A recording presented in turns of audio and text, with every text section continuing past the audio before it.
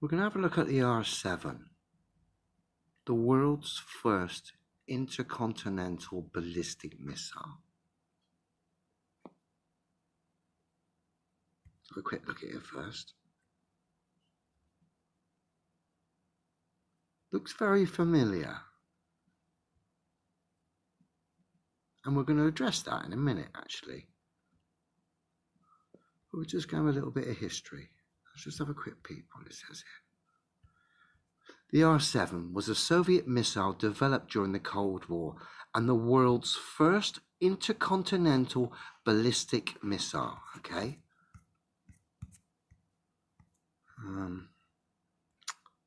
Yeah, we'll come back. Let's just look at some statistics. Got an article here, but what I'm really interested in, I'll leave the links actually. I'll leave links in the description to all the stuff I'm showing you, okay? I want to look at the statistics regarding this R7. Here we are, the R7. What I'm particularly interested in is the range, right at the bottom there. Oh, sorry about that, range in kilometers.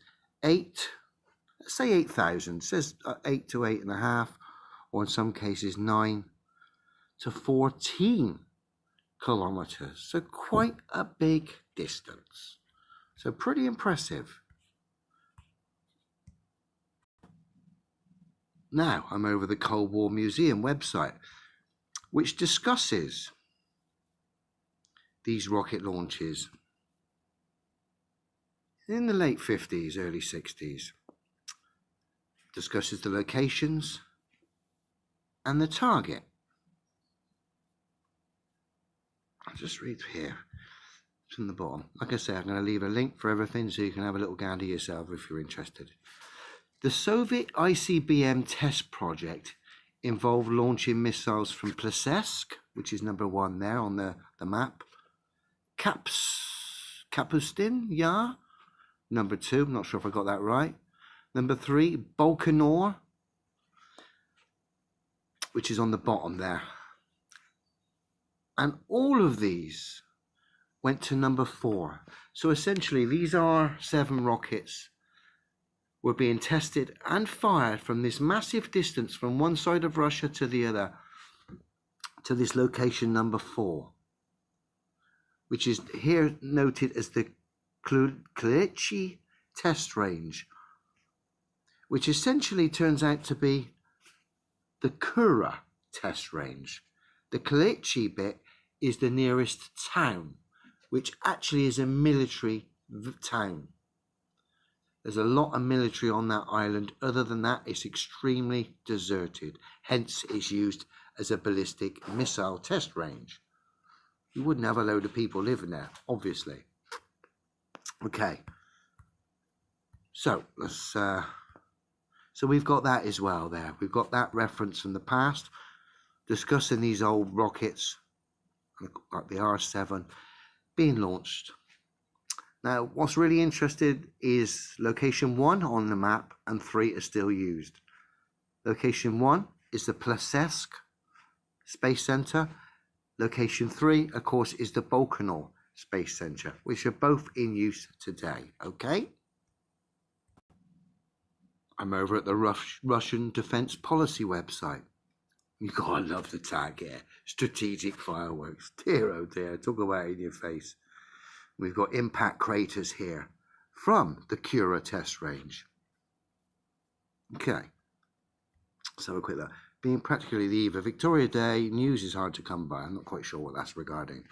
Right, Novaya Gazeta. I presume that's a paper. However, it was nice enough to print an interesting article about Russia's strategic shooting gallery, the Kura test range. The author says, from the air, this 13,206 square kilometre patch of Tiaga looks like an unattractive golf course with a great quantity of holes. In Kura's 55-year history, more than 5,500 items have landed here. Kura was called Kama at its time of establishment in 1955, and 2 years later, the first missile, an R-7, the world's first ICBM, landed here. Why this site? Oh, excuse me. Why this site? An old hand at the Independent Scientific Station of Space Forces explains. There are several reasons for this site. Firstly, it's one of the most remote regions. That is, it's possible to test missiles here, not only for firing accuracy, but for range. Secondly, the trajectory of all flights was conducted only over the USSR's territory. Thirdly, the range was laid out at a great distance from populated points and airline routes. Essentially, we get a little thing on the map there. Okay, I've got another article to have a quick look at. Another quick article. And then I'll show you where I'm going with all this, okay? Just basically kind of says the same sort of thing. Just some different images. Not an easy place to get images of, as you can imagine.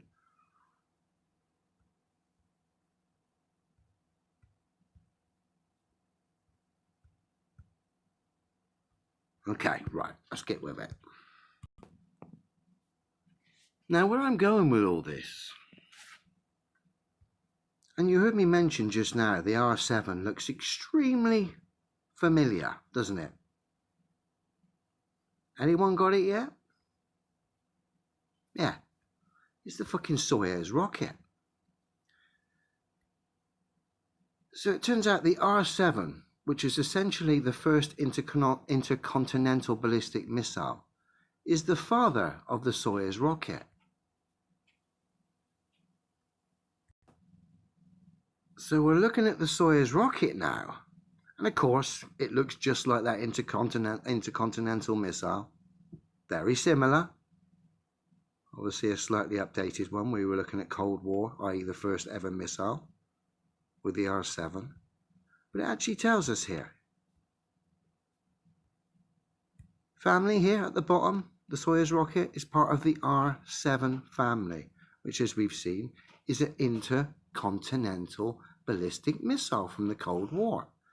Now, I found that really, really interesting. And that got my mind ticking over.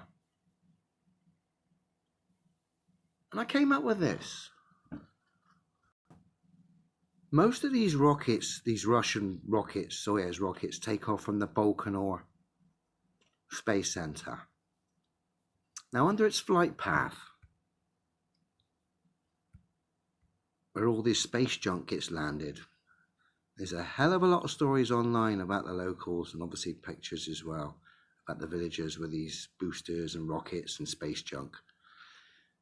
This is in the Altai mountain region, okay? Very, very remote country. And there's lots of images and stories here of the issues with these space junk and these boosters landing in these very remote regions. Now I've mapped the 2 points of reference here, Baikonur and the Altai region, where all this space junk sort of landing, and I've sort of squiggled in red. And I've continued that straight line on. And sure enough, it goes straight to the intercontinental ballistic test range known as Kura, which, strangely enough, the Soyuz's father used to go there and explode. So isn't that strange that the Soyuz rocket, which essentially is an intercontinental ballistic missile, according to Wiki, because its dad, the R7, was, isn't it strange that it goes on exactly the same path that the R7 did back in the Cold War days, when it headed to Kura to explode in the test range? Now, isn't that strange? I find that so revealing. And you can't make this stuff up. So essentially, the Soyuz rocket, which is branched off and developed from the R-7, the first intercontinental ballistic missile, which used to do this route that I'm showing you in tests in the 60s. It would seem the Soyuz is doing exactly the same route, dumping its boosters in the Altai region. And if it continues on in a straight line, it's heading straight for the test range at Kura, where no doubt, we looked at some of those pictures just now, some holes in the ground and some smashed up buildings. If it is, it's more than likely just hitting the ground now, in that incredibly remote area, as they've told us, and just destroying a building. No doubt that end of the Russia, they'll call it a ballistic test. It's just all the pieces are just falling together. I'm not going to make any claims. I'm just highlighting what I found just having a little look at this stuff, and just the fact that that is in a straight line to the test range. The fact it's all remote regions, they've already told us. The fact the Soyuz comes from the intercontinental ballistic missile, which did exactly the same route to the test missile range.